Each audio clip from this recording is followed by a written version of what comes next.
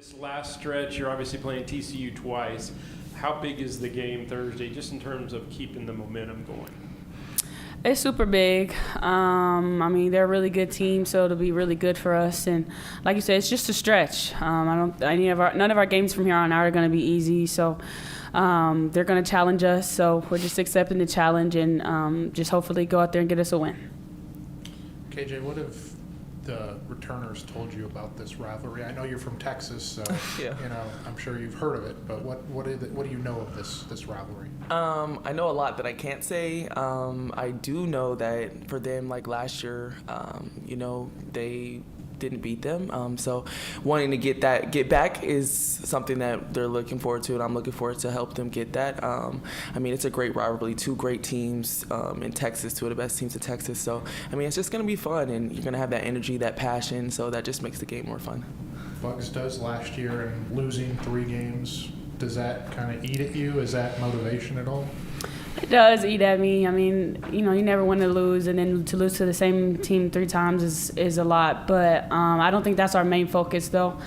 We do want to, obviously win, but it just comes down to us and what we're capable of. So the more focus is just on us and what we want to do and how we always talk about controlling our destiny. So it's just a lot of stuff we need to fix, and not necessarily what the next team does. Bugs, it kind of does feel a lot like last year, at least in terms of what the implications of these 2 games would mean. How do you think that helps, at least maybe you and Bella and Jana, with what this game means and how you approach it? Like I said, it's about us. We have to really, really focus on us. It's coming down to little details and who wants it more. So just us having what we had last year, and it'd be a little different because we have Jana and I for this game. It just comes down to do we want it or not, and just having all the experience there and the new people to help us out come and get this win. Bugs, you referenced you and Jana weren't able to play in those last 2 games last year. Was that difficult, and what does it mean to you to get a chance to have an impact on this game this year? It was difficult. You never want to see your team lose, and you always just want to be there to help them. And sitting on the bench, you see stuff maybe they don't see necessarily, and kind of that different type of grit. At least for me, like I just wanted to be out there to help, like to get a rebound or a stop or something. So I know it means a lot to us. We definitely want to get back out there, and I think that we felt it just as much as my teammates last year, how they felt when we fell short. But just to have us back out there, I think we can maybe use that grit to be like, hey, I don't want to see us fall short again, and you just need to bring something different to the table to help our team win. KJ, y'all have won some tight games, some close games, and found a way to get it done late like you did on Saturday. What is it about this team that you feel like kind of helps you all in those moments kind of stay within yourself? This team's just different. We just don't have a lot of quit. I think we do some things wrong, but I feel like in those moments we begin to get closer, and it's like, let it go. Like, we got to keep going, because if we focus on what just happened, it's going to keep happening. So I think we take that accountability of speaking to each other, talking to each other in a positive manner, but still telling each other, like, come on, you got to do this, you got to do your job. And I think we do a really good job of that, and I think that's what helps us, fight back and be able to close those games. Even thinking about that loss to West Virginia, it seemed like you guys bounced back pretty easily after that. Knowing, like, heavy is the head that wears the crown, have you guys felt any of that pressure being at the top of the standings, or is that kind of a privilege? No, I think this is where you want to be. I think we're all thinking we just want to play basketball. The winning is amazing, but you can always get blinded by the winning. I think just being in the moment and really appreciating everything that's going around us, and just really looking forward to the next games, because the Big 12, it's a beast. You can't think back on the games you've lost or the things you have to work on to get better. You got to keep going forward, or else you'll continue to keep going backwards. Bugs, you've been in the conference now for 4 years. What do you make of the depth of this conference this year as compared to other years? And kind of hard to compare and contrast to other conferences, but what do you make of the depth of the Big 12 this year? It's just challenging. It's a new challenge every night. Then the fact that you have more teams to play, and they're all just different. Like, you get something different every night from a different team, and it's just like it's war every day. Every time you step on the court, you can't take a team for granted. There's always an upset. It's always a really close game. So people that, maybe they count them out. It's, oh, well, now they're up and, oh, they're winning. So this league is just about changes and war every night. So just motivates you to come and play hard every night, no matter your opponent. Like I said, you have to really work on yourself because it comes down to those little details within your team. And a lot of times it comes down to the stretch of things. So, if you don't bring it forth every night, something could come up and, there's an upset somewhere. So. Bugs, what can you say about, Markayla? She kind of busted through a wall a little bit, it seems like, and has been playing well the last couple games. How proud are you of her kind of these last few games? Always proud of Moo. She's such a hard worker. She wants to get better. It's kind of like seeing a young me and Bella, like, she just doesn't know some stuff and how she gets frustrated with herself sometimes. But she has those seniors, especially me and Bella, that have gone through that and are like, hey, like, you're good. She's just doing amazing, whether she sees it or not. She's doing amazing. So I hope she really just dials in when we tell her that. And I love playing with her. Like, if you want somebody to go get it, she's the person for sure. She listens, but she also knows, like, sometimes we have to tell her, like, hey, you gotta go get that bucket, So I absolutely love Markayla. She's doing great. She's gonna be great for us down the stretch too, and just to see her years to come in college. She's going to be so great. She's doing really great right now. So we just have to keep pushing her and encouraging her to keep making those little mistakes because they definitely make you better, but also letting her know, like, hey, you're okay. You have people behind you. Your one mistake's not going to be the end of the world. We got your back, and we'll let you know that. And she does a really good job of listening too. Like, sometimes she's like gets flustered, but I'm like, hey, just listen. You got it. She turns it around, and like, she's that beast. She's that beast we go to and we can count on. So. KJ, what have you seen from TCU? Looks like they've got good size for one thing. A lot of good things. You've got Olivia Miles. She's able to run her team the way that she does, and she's got shooters. She's got the bigs, but length is just another thing. Just like Colorado. Colorado's a big lengthy team. Being able to battle with that. I mean, you love that. Love seeing other tall people do well, and those are the games that are fun. So I think having their height and some of the height that we have is just going to be a good battle. Thank you.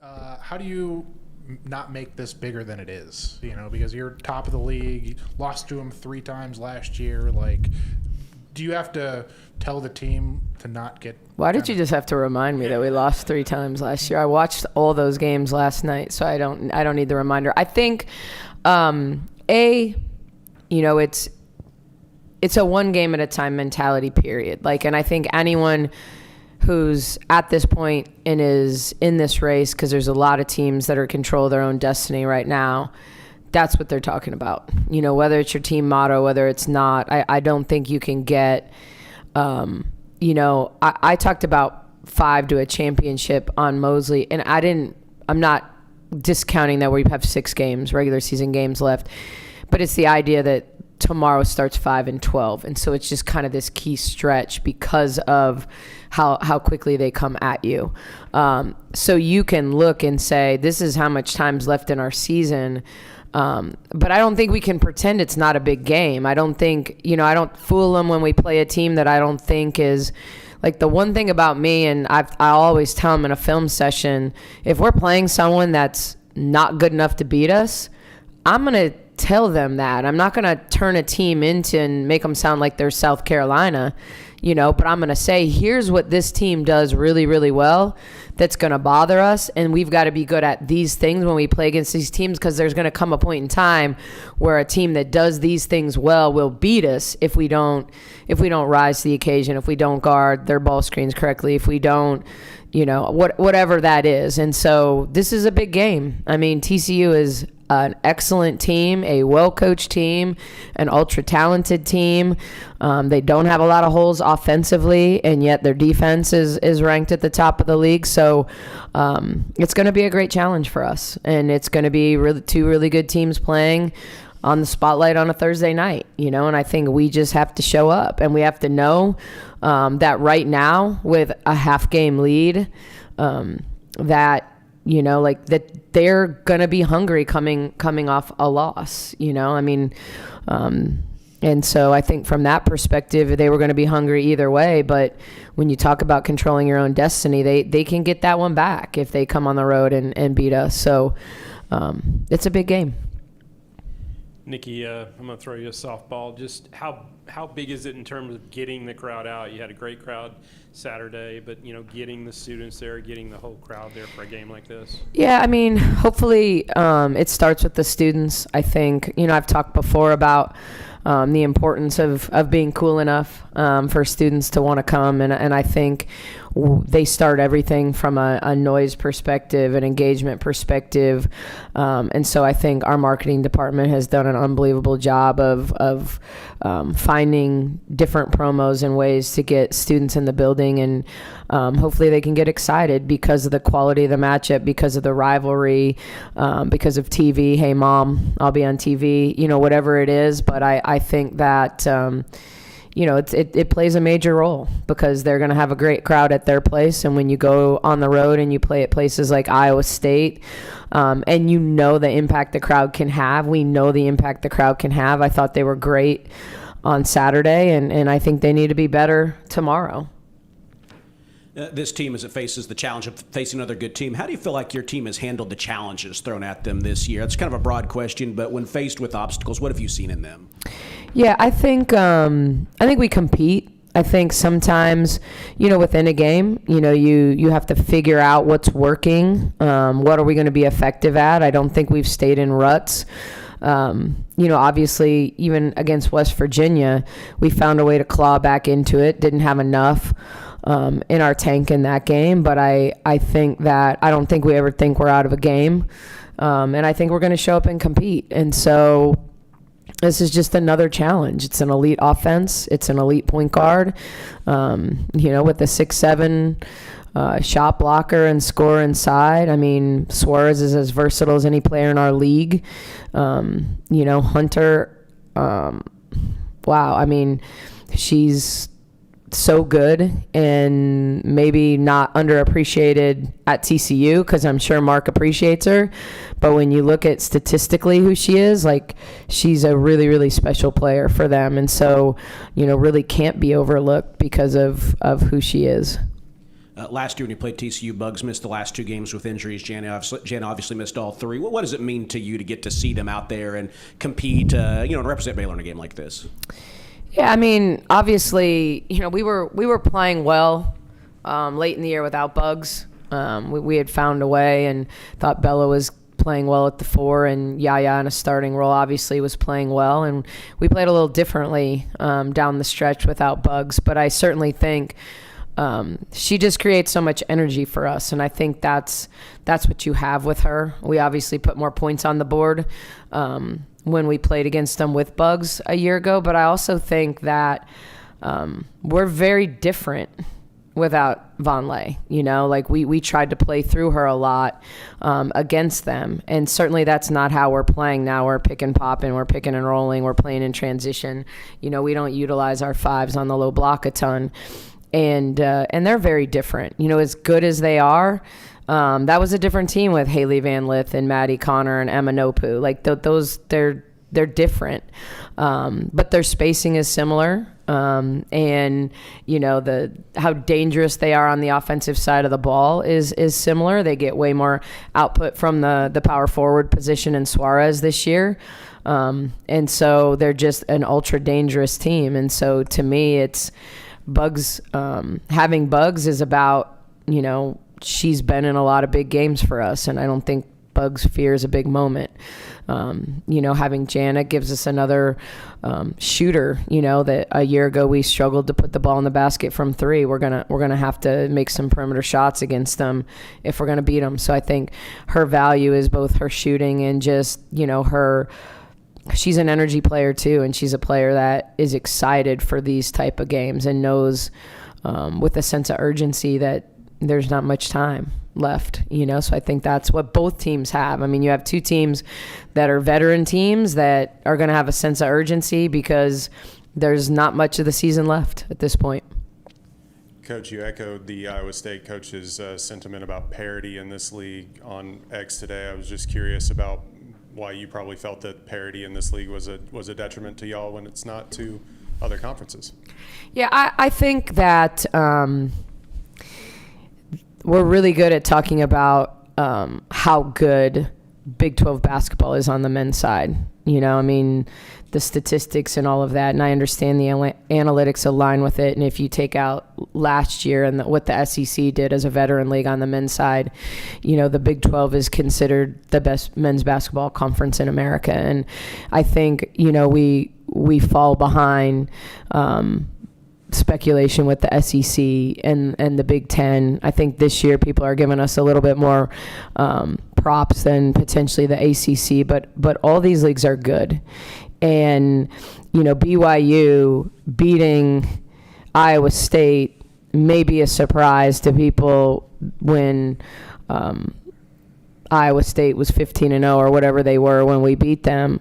But we went on the road and played out of our minds early in the game to build up a lead. But BYU's dangerous. They're young. They can shoot the basketball.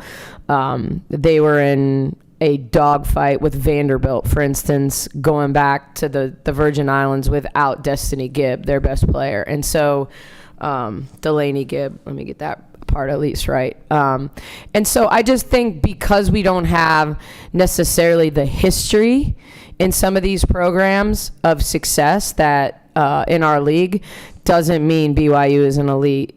Utah beating TCU, Texas Tech having 8 seniors that are playing with a sense of urgency and playing unbelievably good defensive, tough, gritty basketball. Oklahoma State can step up any night and make shots. Kansas has arguably the best freshman in the country, along with one of the best players in the country. And so, I just think our league gets overshadowed because of history and history of some of these programs, and maybe the fact that our league, has added 4 teams from the American when we added them, and then we added Pac-12 teams. And so I don't think we get the same perspective all the time, that the SEC gets, that when they start beating each other up, that it's like, oh, well, it's the gauntlet. You see, oh, these teams have, you look at some of our schedules down the stretch and the number of ranked opponents we're playing. Our league is really good, and I think that's what Bill was trying to say, is it wasn't that Iowa State was necessarily bad last night. It was that BYU was really good, really good. They made a lot of shots, and so, I just think it shouldn't be a detriment that the 6th place or the 8th place team beats somebody because they're that good. I mean, who would have been surprised if Baylor men's basketball beat BYU last night? I mean, they put 90 on them. Like, you wouldn't be surprised on the men's side, but there's like this expectation because of the years of Coach Mulkey and Baylor's dominance in this league, or Oklahoma's dominance in stretches, that like this is a 1-team or a 2-team league when it's not. Coach, to kind of bounce off what you said, 3 teams in this conference have won 21 of their first 25 games. You guys, TCU, and Tech. How important is this final stretch as the Big 12 tournament is around the corner? Well, I mean, you want seeding, you want NCAA tournament seeding, you want Big 12 tournament seeding, and you want to win a championship. And all these teams are fighting for that, and nobody has an easy pathway down the home stretch, and West Virginia is right there. Like, West Virginia, Suarez hit a 3 at the buzzer to beat them. They had the game won. They make a free throw. Like, it's maybe over. And so you look at the parity at the top of our league. You've got a lot of really good teams that none of us have an easy road to the championship. And so everyone's, I think, watching a Texas Tech last night against Kansas and the way they finished, you could see a team that's like, we're not going to lose, And so that's kind of how you have to play this time of year if you want to attain your goals. Thinking of that Big 12 tournament, I'm sure you saw the news today about the LED court. What are your thoughts on that? Yeah, we were lucky enough when we were down at Disney playing, the Iowa-Davidson matchups. We went and practiced on the floor. The league reached out to me and asked me how I felt about it.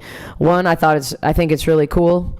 2, I thought it was really springy and soft. Like, I didn't feel like, there was going to be a disadvantage in terms of quality of what we're playing on. We would never want to jeopardize the safety of our players.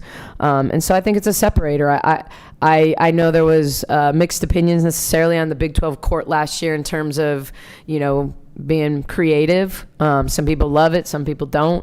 But I think this idea of branding our league in a different way and being different and being forward thinking, I think it's something Brett has done really, really well and isn't afraid to be a leader in that space. So I think it's going to be awesome. I really do. I think it's the day we practiced on it, I thought, well, maybe we can get these plays right. If I draw a 1, a 2, a 3, a 4, a 5, you can put them right on the court and you can make them like, here's the cut you got to make. And, we maybe don't mess up our first play if we've got lines on the floor telling them where to go. But no, I think it's awesome. I really do. And I thought the quality of the court was really good.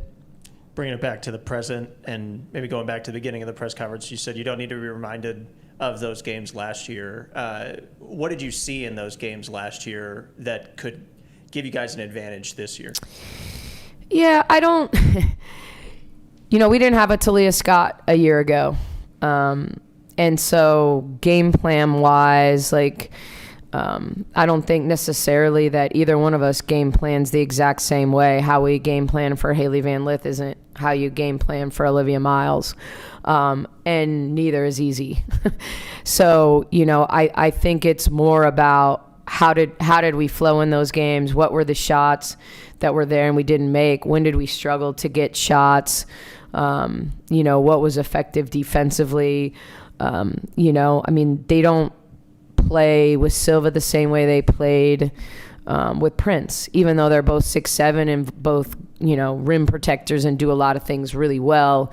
So I think you're looking at 2 very different teams, but in similar situations in terms of when we're playing and the impact and what it's going to mean on the standings. And so, to me, it's just feel. It was just the feel of the game, reminding me what I thought was going to be there, and was it there? Wasn't it there? Were we better in middle actions? Or were we better on the wing?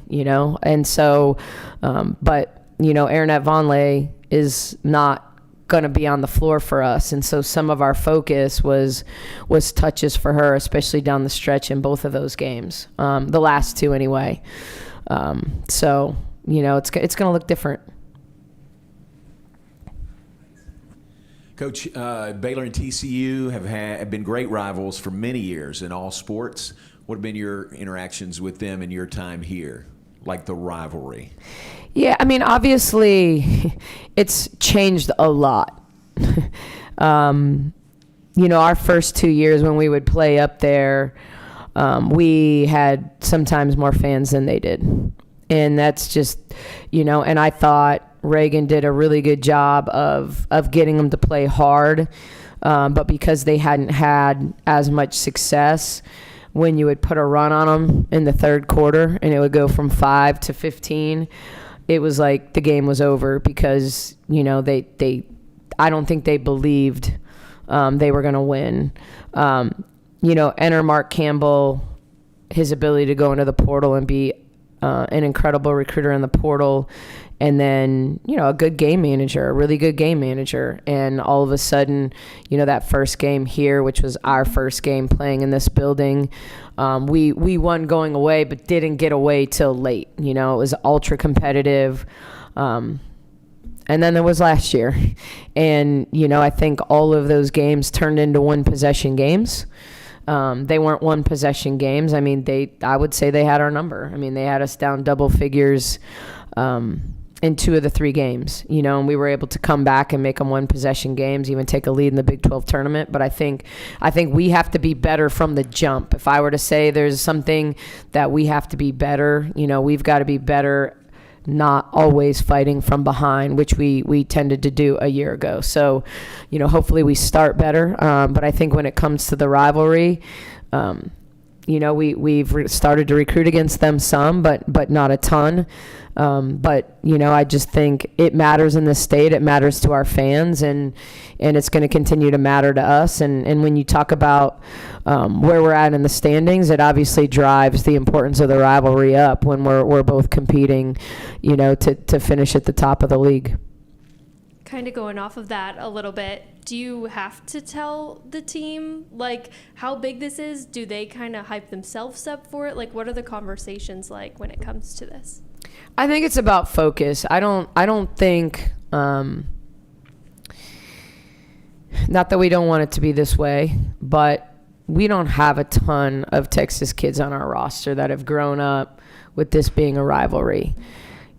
Rivalries for most players today are when the best players line up and play against each other. And so, I don't think there's any doubt they all knew before we talked about TCU who Olivia Miles was. They might not have watched Cal a year ago and understood how good Suarez was or how good Silva was coming off the bench for Kentucky, but people have known who Olivia Miles is for a long time. And so, I think it's about the quality of player, and that being the crux of the rivalry. It's 2 good teams. Rivalries are not built off of one-sided matchups, and so when I played at Purdue and people wanted to make Indiana our rival, they weren't.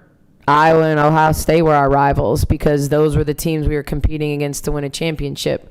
Indiana has since become very, very good on the women's side, but at the time, your rivals are defined by the teams that are standing in the way of you getting what you want. And I think that's why we don't have to talk about it, because they know how big this game is relative to winning a conference championship and NCAA tournament seeding. And so, it doesn't make it any easier, but you certainly don't have to talk about it.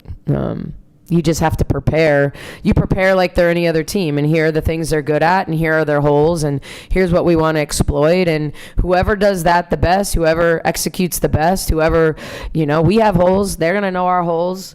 Do we plug them better than they plug theirs, and do we exploit the things that we want to exploit better? This game's going to come down to execution, and players making plays, and both of us have really good players.